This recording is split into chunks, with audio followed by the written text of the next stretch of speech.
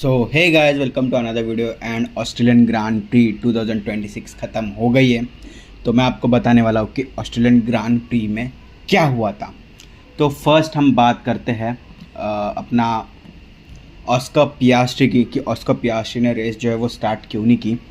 तो जो actual race start होती है उससे पहले रिकनेसेंस लैप या रिकॉन लैप जो है वो बोलते हैं, लाइक वो 30-40 मिनट जो है वो पहले होती है to check all the systems are working properly और नॉट। ठीक है, तो जो ऑस्कर पियास्ट्री था वो भी ये रिकॉन लैप कर रहा था एंड उसमें क्या हुआ, उसने जो है अपना जो कंट्रोल है स्टीयरिंग का वो लॉस्ट कर दिया। तो मेन रीज़न जो है वो यह बताया गया है कि उसके टायर जो थे फर्स्ट ऑफ ऑल ठंडे थे एंड फिर सडन एक्सेलरेशन उसने किया तो उसको सडन पावर मिली एंड ठंडे टायर्स होने की वजह से जो है वो ग्रिप है वो कम मिलती है, ट्रैक्शन है वो कम मिलता है एंड वो ऐसे कर्व जो रहता है जो मैं आपको ड्रॉ करके बताता हूँ कि ये जो कर्व होता है इसको फार्मूला 1 के लैंग्वेज में कर्व बोलते हैं। ये आप देख सकते हैं, ये जो है ये जो जिस पे गाड़ी दौड़ रही है वो कर्व होता है। तो वहाँ पे जब जाते हैं तो ट्रैक्शन जो है या कंट्रोल जो है वो कम हो जाता है एंड जो मेनली रियर टायर है उसका जो ग्रिप है वो कम हुआ, जिसके वजह से जो है कंट्रोल लॉस कर दिया।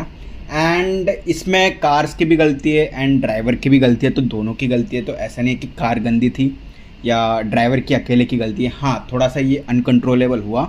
बाकी एक्चुअल रीज़न क्या है अब ये इंस्पेक्शन वगैरह करेंगे प्रॉपर तो वो पता चलेगा, बट मोस्टली यही रीज़न दिया है कि सडन पावर मिला, उसके वजह से उसका कंट्रोल गया एंड कर्व के ऊपर चढ़ने के बाद जो है उसका ट्रैक्शन गया एंड कंट्रोल लॉस हुआ।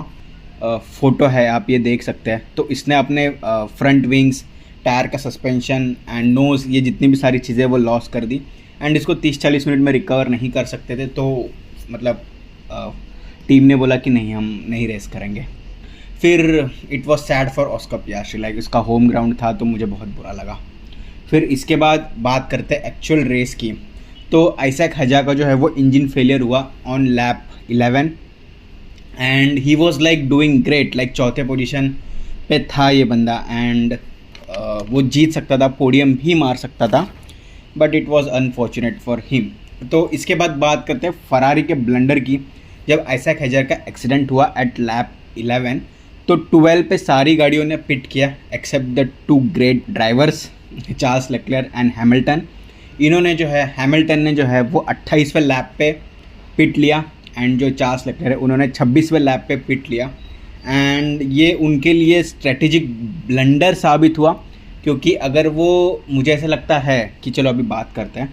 तो देखो, प्लान ए, अगर वो उनका पहले से ऐसे प्लान बना रहेगा फरारी का कि वो 20 से 26वें लैप पे पिट करेंगे एंड फिर वो कैरी ऑन करेंगे, और फिर प्लान बी ये वर्चुअल सेफ्टी कार वाला कि ये 12वें लैप पे जो वर्चुअल सेफ्टी कार है वो हुआ एंड फिर वहाँ से जो है वो हार्ड टायर से लेके पूरा 46 लैप है वो कंप्लीट करेंगे जैसे मर्सिडीज़ ने किया। बट इन्होंने अपने ओरिजिनल प्लान जो है उस पर स्टिक रहने का ट्राई किया कि वो 26वें लैप पे मीडियम पे तक जाएंगे एंड फिर हार्ड में पुश करेंगे। तो ये उनके लिए स्ट्रेटेजिकली ब्लंडर हुआ। क्यों? अगर उनको ऐसे होता कि 25वें 26वें लैप पे अगर वर्चुअल सेफ्टी कार आती एंड फिर वो, मतलब उनका लक इतना अच्छा होता कि तब वो वर्चुअल सेफ्टी कार आती, तो शायद से जो है मतलब 25वें 24वें लैप पे तो शायद से फरारी बहुत आउट परफॉर्म कर देती, बट उनके कैलकुलेशंस गलत हो गए। एंड मर्सिडीज़ ने क्या किया, मर्सिडीज़ ने 12वें लैप पे पिट किया एंड हार्ड से वो पूरा 46 लैप तक स्ट्रेच करते गए। आप यहाँ पे देख सकते हैं कि जॉर्ज एंड किमी एंटोनेली जो है उन्होंने 12th लैप पे जो है वो पिट किया एंड टिल वो विनिंग तक जा रहे थे, लाइक। तो अगर फरारी अगर 12th लैप पे पिट करती तो ये कंपटीशन जो है वो काफ़ी नेक ऑन नेक होता, but it was just blunder by Ferrari, या उनका जो कुछ और स्ट्रेटेजी हुआ होगा कि उनको लगा होगा कि आगे जाके और भी क्या बोलते हैं क्रैशेस आ सकते हैं, तो उसके वजह से जो है उन्होंने थोड़ा रिस्क लिया, बट वो रिस्क उनको काम नहीं आया। But it was good, like Ferrari did well, like 3-4 पे आना भी गलत नहीं है। वल्टारी बोटस के बारे में बात करते हैं कि उनकी गाड़ी में भी टेक्निकल प्रॉब्लम्स है। कैडिलैक लाइक थोड़ा इस सीज़न मुझे नहीं लगता कि उतना चमकेगी।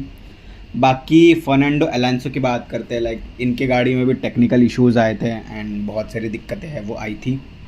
बाकी मैक्स वर्स्टैपेन भाई क्या बंदा है भाई, 20 नंबर से स्टार्ट करके लाइक वो छठे पे आके फिनिश करता है। Like outstanding performance by Max Verstappen and he was while chasing Lando Norris and फिर उसके आगे हैमिल्टन को भी वो मतलब कर सकता था भाई cross. He did exceptionally well and उनका हार्ड लक था कि वो क्वालिफाइंग में नहीं थे लाइक, बट अगर वो क्वालिफाइंग में बंदा अगर होता तो he will be definitely in the top 5 and ये पक्का पोडियम मारता अगर ये मतलब मारते अगर ये टॉप 5 में होते तो। फिर इसके बाद बात करते हैं अरविंद लिंडब्लाड की। तो भाई इसने भी बहुत अच्छे से परफॉर्म किया है।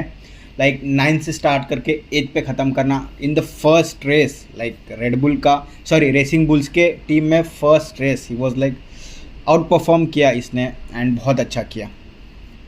आप ये मेरे सामने पॉइंट्स टेबल देख सकते हैं कि George Russell first, Kimi Antonelli second, Charles Leclerc, Lewis Hamilton, Lando Norris, Max Verstappen and उनके सामने आप टाइमिंग्स भी देख सकते हैं एंड फिर उसके बाद जो है आप ये भी देख सकते हैं, उनके पॉइंट्स भी देख सकते हैं।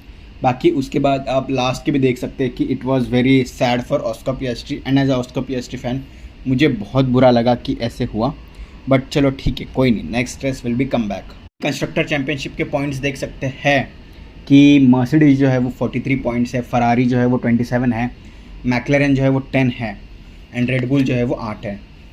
बट मैं एक ओपिनियन देना चाहूँगा, अगर फरारी वहाँ पे ब्लंडर नहीं करती, ऑस्कर पियास्ट्री का अगर डीएनएफ नहीं होता, मतलब इट्स नॉट डीएनएफ लाइक वो डिड नॉट स्टार्ट, अगर रेडबुल का आइजैक हजर मतलब उसके इंजन में फेलियर नहीं आया होता तो भाई पूरा ये पॉइंट्स टेबल अलग हो जाता है, एकदम नेक टू नेक कंपटीशन है पूरा। एंड आप देख सकते हैं स्टार्टिंग में George Russell and Charles Leclerc के बीच में to be the race leader कैसी फाइट हो रही थी भाई, मज़ा आ रहा था। ये जो आप इतना गैप देख रहे हैं मैक्लेरन एंड मर्सिडीज के बीच में, ये इतना गैप होता ही नहीं, लाइक हार्डली सबके बीच में 5 या 10 का ही गैप होता अगर मैंने जो बोला वो होता तो। After winning the Australian Grand pre George Russell कह रहे थे I like this car and I like this engine, तो ये सुनने में बहुत मज़ा आ रहा था। लाइक आप किसी टीम के साथ इतने जुड़े हो एंड आपको वो मोमेंट आता है, आपको वो रियलाइज़ होता है कि आप वर्ल्ड चैम्पियन बन सकते हो, आपकी आंखों के सामने वो दिखता है। तो it was like the best moment for George Russell and किमी एंटोनी, लाइक एक रूकी उसके सामने भी दिख रहा है कि वो सेकंड नंबर पे वर्ल्ड चैम्पियन बन सकता है, लाइक तो सब आता है। बाकी constructor champion Mercedes and Charles LeClair ने पोडियम मारा। कि मेरे लिए सबसे सैड मोमेंट था इस रेस में कि ऑस्कर का डीएनएफ, एंड सेकंड जो है सैड मोमेंट था वो फरारी का ब्लंडर था। एंड अगर फरारी ब्लंडर नहीं करती तो मुझे लगता है second and third position Charles and Hamilton ले लेते हैं, हु नोस, लाइक कुछ भी हो सकता था। बाकी बेस्ट मोमेंट तो मुझे यही लगे कि चार्ल्स पोडियम में है। तो सेकंड मोमेंट मेरे को सबसे बेस्ट ये लगा कि मैक्स वर्स्टैपन जो तो 20 से लेकर 6th पोजीशन पे आए, ये मुझे सबसे बेस्ट लगा कि भाई बंदे ने क्या किया है। एंड ये ऐसे पहली बार नहीं किया, बहुत बार भी किया है। तो चलो देखते हैं आने वाले रेसेस क्या होते हैं। Next week Chinese Grand Prix है। एंड अगर आपको वीडियो पसंद आए तो लाइक करना, शेयर करना, सब्सक्राइब करके जाना। एंड ऐसे ही जानने के लिए मतलब चैनल को सब्सक्राइब करके जाना। चलो बाय।